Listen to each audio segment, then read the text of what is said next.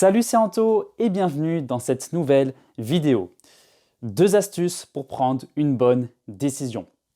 J'ai envie de te faire cette vidéo parce que quand on veut prendre une décision, quelle qu'elle soit, on a tendance à se prendre la tête, à perdre du temps et à trop réfléchir. Et au final, on prend en général pas la bonne décision. Donc c'est pour ça que j'ai envie de te faire cette vidéo et de te partager ces 2 astuces qui te permettront de prendre de meilleures décisions. La première astuce pour prendre une bonne décision, c'est de prendre une décision rapidement. Donc cette astuce, elle est valable uniquement pour les petites décisions.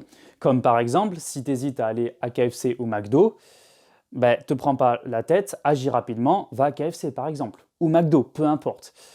Si tu hésites entre regarder un film humoristique ou un film d'action, te prends pas la tête, choisis le film humoristique par exemple.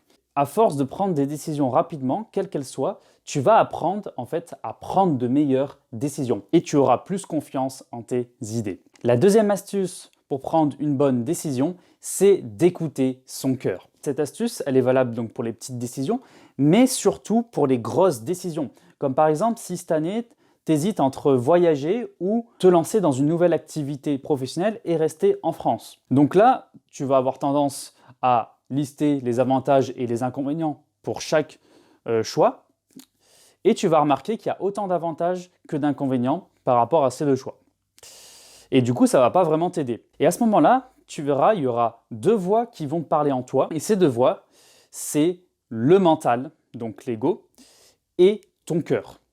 Alors, le mental, ton ego, alors pour te définir ce que c'est, eh bien le mental, en fait, c'est une partie en toi qui va faire en sorte de te protéger, qui va faire en sorte que tu restes tout le temps dans ta zone de confort. Et parce que le mental, en fait, on en a tous besoin parce qu'il nous protège en cas de danger. Donc, il ne faut pas le supprimer, en fait, il ne faut pas essayer de le nier.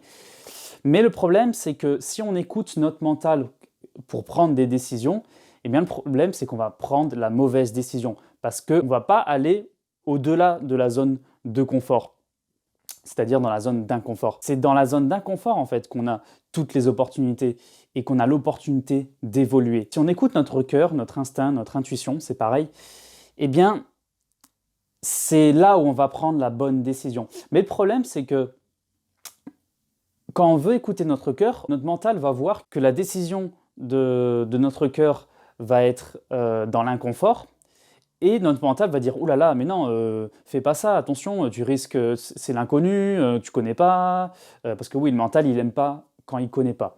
Il veut que tu restes dans le connu, en fait. Donc voilà, il faut vraiment faire en sorte que tu écoutes ton cœur et non pas ton mental. Ton cœur, c'est vraiment, si tu écoutes ton cœur, ton intuition, tu vas vraiment aller dans la bonne direction. Même si tu as peur, ce qui est normal, parce qu'en fait, la peur, elle vient de notre mental, de notre ego, parce que la peur, en fait, nous empêche d'agir parce que c'est inconfortable. Mais justement, si tu te forces à écouter ton cœur, ton intuition, tu n'auras aucun regret et tu seras fier de toi. Vraiment. Donc, agis en fonction de ton instinct, donc de ton cœur, et non pas en fonction de ton mental et de ton ego. Voilà. Donc, c'est la fin de cette vidéo. J'espère qu'elle t'a plu. Donc, n'hésite pas à me laisser un pouce bleu, à me laisser un commentaire et à t'abonner à ma chaîne YouTube si le type de contenu que je te propose t'intéresse. Et sur ce, je te dis, prends soin de toi. Je la refais. Sur ce, je te dis, prends soin de toi. Et je te dis à la prochaine pour une nouvelle vidéo. Ciao, ciao.